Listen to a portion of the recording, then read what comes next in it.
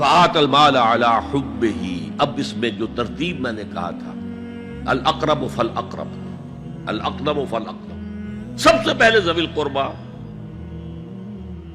اور اس میں اکثر و بیشتر ہم سے کوتاہی ہوتی ہے۔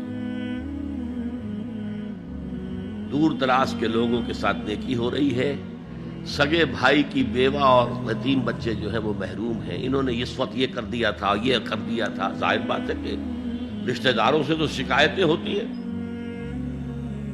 یہ تو ہمیشہ ہمارے مخالف رہے ہیں جی، ان کی ہم کیسے مدد کریں؟ اگر تو اللہ کے لیے دینا ہے تو پہلا حق ان کا،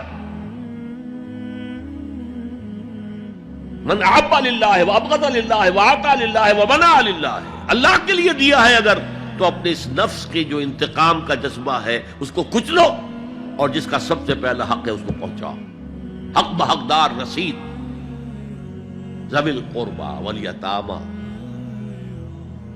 جو بے سہارا رہ گئے، باپ کا سایہ نہ رہا، والمساکین، مساکین کسے کہتے ہیں؟ مسکنت کہتے ہیں کم ہمتی۔ آپ کو معلوم ہے آج کل ایک مرض کہلاتا ہے نیورستھینیا، آدمی دیکھنے میں ہٹا کٹا ہے، صحت مند ہے، لیکن اندر سے اس کی کوئی ہمت ایسے جواب دے گئی ہے کچھ کر ہی نہیں سکتا، وہ ہے مسکین۔ اسی لیے جو فرمایا گیا یہودیوں کے لیے، ضربت علیہم الذلۃ والمسکنہ، ذلت کے معنی بھی کمزوری، اور مسکنت کم ہمتی، ہمت ختم ہو گئی۔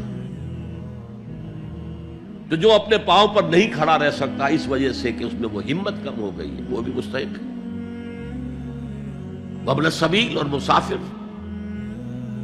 پرانے زمانے میں آپ کو معلوم ہے نہ سرائیں تھیں، نہ کچھ اور تھا، نہ ہوٹل تھے، پھر اگر کہیں راستے میں چوری ہو گئی، ڈاکہ پڑ گیا، تو آدمی جو ہے گھر میں خود ہے، کفیل ہے، اچھا ہے۔ اس وقت کی حالت ایسی ہو گئی۔ ہمارے ہاں بیگرز نے اسی کو ایک بہت بڑا بہانہ بنایا ہوا، جی میں آیا تھا وہاں سے اور یہاں سے، اور میری جیب پھٹ گئی، سب کچھ چلا گیا، اب مجھے واپس جانے کے لیے کرایہ چاہیے۔ اکثر و بیشتر جھوٹے کیسز ہوتے ہیں۔ اگر آپ کسی کو پکڑ لیں اور ساتھ لے کر کہیں تحقیق کراؤ تو وہ بھاگ جائے گا، پھر نہیں آئے گا اس مسجد میں۔ لیکن یہ کہ ابن السبیل، یہ بھی ایک کھاتا ہے۔ والسائلین، یہ ذرا تفصیل طلب معاملہ ہے۔ اسلام کی تعلیم بڑی متوازن ہے، ایک طرف سوال کی مذمت ہے، مت اپنا دستے سوال دراز کرو کسی کے سامنے۔ جو شخص ہاتھ پھیلاتا ہے مانگنے کے لیے، وہ اپنی عزت نفس کو ہتھیلی پر رکھ کر آپ کے سامنے پیش کر رہا ہے، اور آپ ٹھوکر مار دیتے ہیں اس کی عزت نفس کو۔ مانگو اللہ سے، اللہ کسی کے دل میں ڈالے تمہاری ضرورت پوری کر سکتا ہے، بغیر اس کے کہ تم کسی کے سامنے دستے سوال دراز کرو۔ تو سخت مذمت ہے، اور خاص طور پر بیگری جو ایک انسٹیٹیوشن بن گیا ہے، ایک پیشہ بن گیا ہے، وہ تو اسلام کی تعلیمات کے منافی ہے۔ اور جس طرح کی ہم خیرات بانٹتے ہیں، 5 روپے کا نوٹ دے رہے ہیں مانگنے والوں کو مسجدوں کے باہر، سمجھ رہے ہیں ہم نے حاتم طائی کی خبر کو لات مار دی، حالانکہ حقیقت میں آپ انسٹیٹیوشن آف بیگری کو سپورٹ کر رہے ہیں۔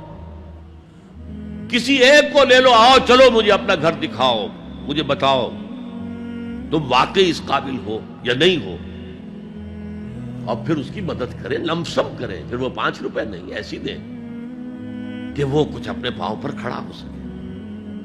میں نے 1 روپیہ نہیں کہا، آج دیکھیں 1 روپیہ تو اب کوئی شے نہیں رہی، لیکن یہ کہ 5 روپے کا نوٹ بھی آپ نے تقسیم کرنے شروع کر دیے، یہ کیا ہے؟ والسائلین وفی الرقاب، لیکن دوسری طرف سائل کو جھڑکنا نہیں ہے۔ ولا اما السائل فلا تنہر، جھڑکو نہیں، اچھا بھائی نہیں، معاف کرو میرے پاس اس وقت آپ کی مدد کے لیے کچھ نہیں ہے، میں کچھ نہیں کر سکتا۔ تو ان دونوں کے درمیان اصل میں معاملہ ہونا چاہیے، بلکہ یہاں تک بھی فرمایا سائل کو ضرور دو، چاہے وہ گھوڑے پر سوار ہو کر تمہارے دروازے پہ آیا، کیا پتا اس کی واقعی الجھن کیا ہے۔ تو سوال کی مذمت اور سائل کو جھڑکنے کی ممانعت، حتی الامکان خالی ہاتھ نہ لوٹاؤ، اس نے اپنی عزت نفس اپنی ہتھیلی پر رکھ کر تمہاری سامنے پیش کر دیا، اسے ٹھوکر نہ پاؤ۔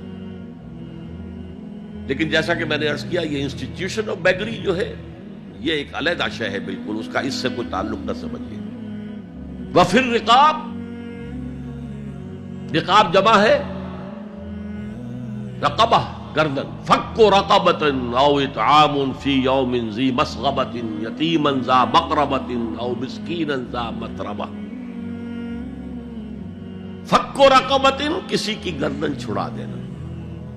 اس وقت سب سے بڑی ایپلیکیشن اس کی تھی غلاموں کو، کنیزوں کو اپنے پیسے سے خرید کر آزاد کر دینا۔ بہت بڑی نیکی، بہت بڑی نیکی۔ اور حضرت ابو بکر رضی اللہ تعالیٰ عنہ کے دفتر فضائل میں سب سے اونچا کام یہ ہے کہ جن غلاموں کو اور جن کنیزوں کو ستایا جا رہا تھا، دیئر اونرز، دیئر ماسٹرز، ان کے آقا کو حق حاصل تھا، جو چاہے کریں ان کے ساتھ، قتل کر دے، کوئی پوچھنے والا نہیں ہے۔ میں پہلے بھی عرض کر چکا ہوں، میری ملکیت ہے، جیسے میری بکری میری ملکیت ہے، میں نے اس کو ذبح کیا، گوشت کھا لیا، تم کون ہوتے ہو پوچھنے والے؟ میرا غلام تھا، میں نے قتل کر دیا، تم کون ہو پوچھنے والے؟ ان کو حضرت ابو بکر نے خرید کر آزاد کیا اور منہ مانگے دام دیے۔ حضرت بلال کے لیے امیہ ابن خلف نے اتنی بڑی رقم مانگی، حضرت ابو بکر نے کہا ٹھیک ہے لو۔ باپ نے کہا بھی، ابو قحافہ نے، ابو بکر کو کوئی غلام خریدنا ہی تھا تو کوئی طاقتور آدمی جو کام آ سکے کہیں، اس کو خریدنا چاہیے۔ مجھے کیا پتا ابو بکر کس لیے خرید رہا اور کس کے لیے خرید رہا ہے۔